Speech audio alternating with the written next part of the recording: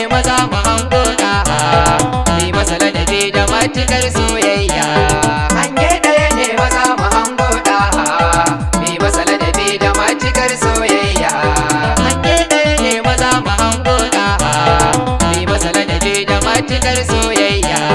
Hange ɗaya ne maza mu hango ɗaha, ni masa ladabi da matukar soyayya.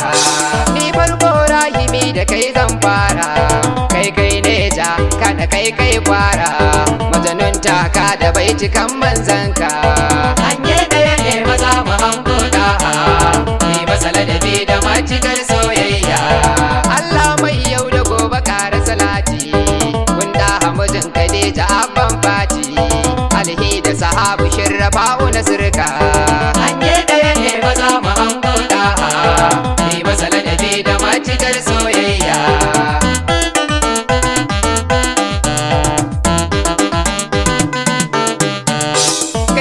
Bai wakili sani cikinka, mai mun sharri ka mai da shi makiyinka, mai kauna ta ka mai da shi sahibinka.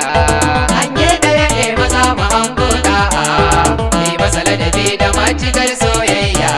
Katimil makatumu daga faɗi mazara, maulaya abin kira kamin allura, in zama guda cikinsu masu biyarka. Hange ɗaya ne maza mu hango ɗaha, ni masa ladabi da matukar soyayya.